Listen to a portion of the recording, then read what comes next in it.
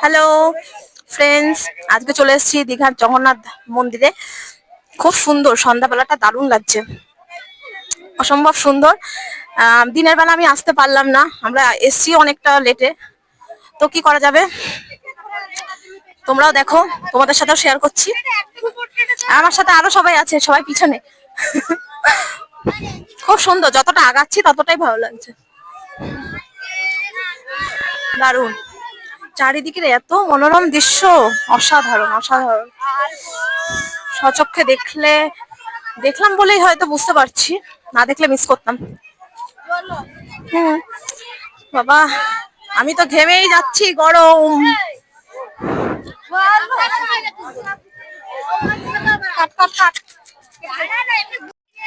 খুব গরম লাগছে, অতটা আসলাম হেঁটে, প্রচন্ড ভিড়।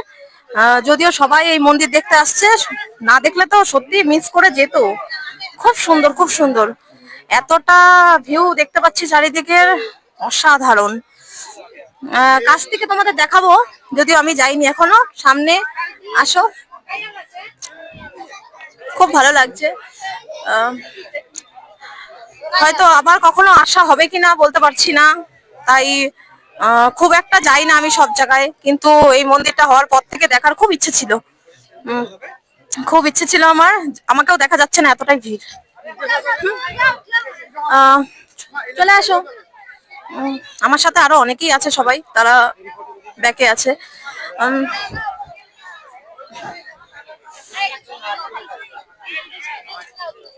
সবকিছু এখানে অ্যালাউ নেই, প্রচন্ড চেকিং হচ্ছে।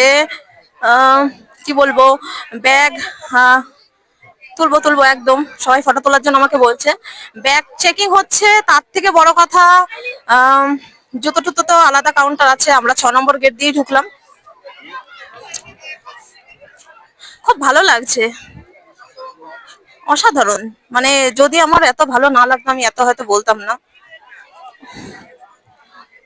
ঘেমেই যাচ্ছি আমি, কোন দিকে যাব বুঝতে পারছি না। আমি একটু একটা পুষ্করণীর সাথেই বসে আছি আমি, সামনেই। খুব সুন্দর, খুব সুন্দর ভিউ। জানি না দিনের বেলা আসলে হয়তো ভিউটা আরো সুন্দর পেতাম। যাই হোক, এখানে বেশিক্ষণ থাকতেও পারছি না, দু একটা ফটোও তুলে নিলাম, তোমাদের সাথে পরে শেয়ার তো অবশ্যই করব। যাই হোক, তোমরা যদি সামনে এসে দেখো তাহলে ভালো লাগবে, ভিডিওতে কতটা দেখবে বুঝবে। আহ, আসলে বলতো কি বন্ধুরা, জগন্নাথ দেবের ইতিহাস সম্পর্কে আমার না তেমন কোনো ধারণা নেই, তাই আমি সেইভাবে কোনো কিছু বলতেও পারছি না। যদি এইটুকুনি বলতে পারি, এখানে আসলে তোমাদের মন প্রাণ অনেকটাই ভালো লাগবে, আর খুব শান্তির জায়গা। আর আধ্যাত্মিক একটা যে ভাব আছে সেটাই প্রকাশ পাচ্ছে, চারিদিকটা দেখে তো এতটাই মনে হচ্ছে আমার। প্রত্যেকটা কারিকার্য খুব সুন্দর, নিখুঁত একদম। যারা বানিয়েছে এটা খুব। আহ, আর একটা কথা যেটা না বললেই নয়, আমাদের রাজ্যের যে মুখ্যমন্ত্রী মমতা বন্দ্যোপাধ্যায়, সত্যি ওনার জবাব নেই। খুব সুন্দর মন্দিরটি, ওনার অনুপ্রেরণায় তো বানানো হয়েছে এখানেই, উনি জগন্নাথ মন্দিরের উদ্বোধনটা করেছিলেন। যাই হোক, অসংখ্য ধন্যবাদ।